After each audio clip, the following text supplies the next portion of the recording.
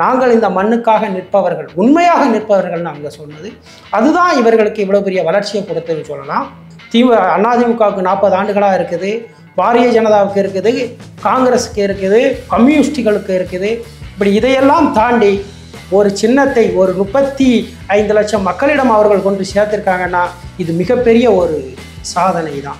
அத்தனை பேருமே படித்த கற்றறிந்த அவர்களின் மிகப்பெரிய ஆயுதமாக அவர்கள் கருதியது வந்து அவர்களுடைய அறிவு, அவர்களுடைய பேச்சு. 2024 மக்களவைத் தேர்தல். இந்த தேர்தலில் நாம் தமிழர் கட்சி இதுக்கு முந்தைய நடந்த தேர்தலை விட அதிகப்படியான வாக்குகள் வாங்கியிருக்காங்க. இது குறித்த உங்களோட கருத்து என்ன? மிக குறுகிய காலத்தில் அவர்களுக்கு வந்து அந்த சின்னம் வழங்கப்பட்டுச்சு. அந்த விவசாயி சின்னம் பறிக்கப்பட்டு வலுக்கட்டாயமாக அது பறிக்கப்பட்டு அவர் உச்சநீதிமன்றத்துக்கெல்லாம் போனார். அதெல்லாம் முடியலை, அவரால் முடியலை. அந்த சீமான் அவர்கள் மிக வேதனையோடு பதிவு பண்ண வார்த்தைகள் முடியலை அவரால். ஒரு 18-15 நாட்களுக்கு முன்னாடி தான் அந்த சின்னத்தை கொடுத்தாங்க, மைக்கு சின்னம்.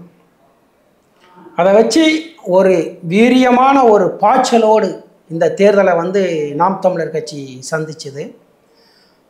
12 தொகுதிக்கு மேற்பட்ட தொகுதிகளில், உங்களுக்கு 10 தொகுதிக்கு மேற்பட்ட தொகுதிகளில் 1 லட்சம் வாக்குகளை நெருங்கியிருக்காங்க, வாங்கியிருக்காங்க. அதிக வாக்குகளை அவங்க பெற்றிருக்காங்க. ஒவ்வொரு தேர்தலையும் நாம் தமிழர் கட்சியோடைய அந்த வாக்கு சதவீதம் வந்து உயர்ந்துக்கிட்டே தான் இருந்திருக்கு. இது அந்த தம்பிமார்கள், அந்த சீமானின் அந்த அவருடைய தம்பிமார்கள் தான் அவர் சொல்லுவார், தம்பி தங்கைமார்கள், அவர்களுடைய இந்த பாய்ச்சல் தான் சொல்லணும்.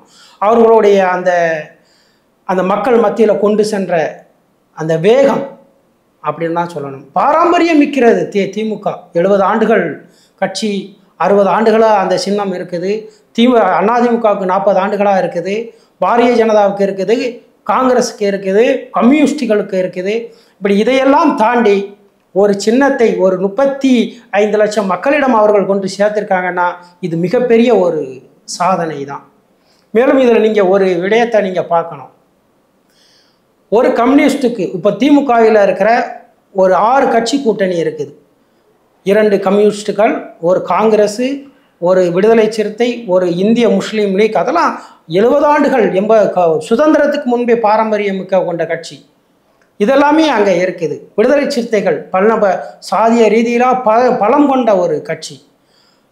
இங்கே கொங்கு மக்கள் கட்சி சாதிய ரீதியாக இப்படி மிகப்பெரிய பலம் பொருந்தியது. மிகப்பெரிய அமைப்புகள்லாம் அவங்களுக்கு துணை நிற்கிது. இந்த எப்படி ஆர்எஸ்எஸ் பாரதிய ஜனதாவுக்கு துணை நிற்கிறதோ அதுபோல் இங்கே இருக்கிற திராவிட கழகம் திமுகவுக்கு பலம் இருக்குது, ஆளும் கட்சியாக இருக்குது. மேலும் இவர்களின் வாரிசுகள் அடையாளப்படுத்தப்பட்ட தெரிந்த முகங்கள் தான் நிறுத்தியிருக்காங்க. ஆனால் இதெல்லாம் எதையுமே இல்லாமல் நாம் தமிழர் கட்சி அங்கே நிறுத்தியிருக்கு. அவங்க காசு பணம் கொடுக்கல. அத்தனை பேருமே படித்த கற்றறிந்த அவர்களின் மிகப்பெரிய ஆயுதமாக அவர்கள் கருதியது வந்து அவர்களுடைய அறிவு, அவர்களுடைய பேச்சு. நாங்கள் இந்த மண்ணுக்காக நிற்பவர்கள், உண்மையாக நிற்பவர்கள்னு அவங்க சொன்னது. அதுதான் இவர்களுக்கு இவ்வளோ பெரிய வளர்ச்சியை கொடுத்ததுன்னு சொல்லலாம். இந்த பாரம்பரியம் மிக்க கட்சிகள் ஒவ்வொன்றுக்கும், இந்த திமுகவுக்கு கூட நான் சொல்லுவேன், ஒவ்வொரு தொகுதியிலையும் 1 லட்சம் வாக்கு இல்லை அப்படின்னு தான் சொல்லுவேன். ஒரு தொகுதியில் என்ன இப்போ ஒரு தொகுதியை எடுத்துக்கிட்டால் அந்த தொகுதியில் திமுகவுக்கு 1 லட்சம் வாக்கு இல்லை, 50 லட்சம் வாக்கு இல்லை, விடுதலை சிறுத்தைகளுக்கு இல்லை, கம்யூனிஸ்டுகள் 2க்கும் இல்லை, காங்கிரஸுக்கு இல்லை. அதே போல தான் பாரதிய ஜனதா கூட்டணி. இவர்கள்லாம் மிகப்பெரிய நட்சத்திர வேட்பாளர்கள், மிகப்பெரிய கோடீஸ்வரர்கள் தான் நிறுத்தினாங்க. நாம் தமிழர் கட்சி நிறுத்திய ஒவ்வொரு பிள்ளைகளும் எளியவர்கள். அவர்களை நிறுத்திச்சு இவர்கள் ஒவ்வொரு இடத்துலையும் ஒவ்வொரு தொகுதிக்கு 1 லட்சம் வாக்கு, 60,000 வாக்கு, 80,000 வாக்கு வாங்கியிருக்காங்க. அப்படிங்கிறது வந்து மிக வரலாற்று சாதனை. ஒரு வரலாற்றில் பொன்னெழுத்துக்களால் பொறிக்கப்பட வேண்டிய ஒன்று. இதுதான் வரலாறு, இதுதான் புரட்சி. அவர்கள் சாதியாக நின்றவர்கள், மதமாக நின்றவர்கள், பாரம்பரிய சின்னங்கள், அவர்கள் 40 ஆண்டு 50 ஆண்டுகளாக சின்னங்கள் மக்கள் மத்தியில் கொண்டு போய் சேர்க்கப்பட்டது. அதிகாரத்தில் இருந்தது. ஆனால் பணபலம் எல்லாத்தையும் செலவு பண்ணியிருக்காங்க. இதில் எதையுமே இல்லாமல் எளிய பிள்ளைகளாக நின்று களமாடி இத்தனை லட்சம் வாக்கு வாங்கியிருக்காங்கங்கிறது தான் இந்த இடத்தில் புரட்சி.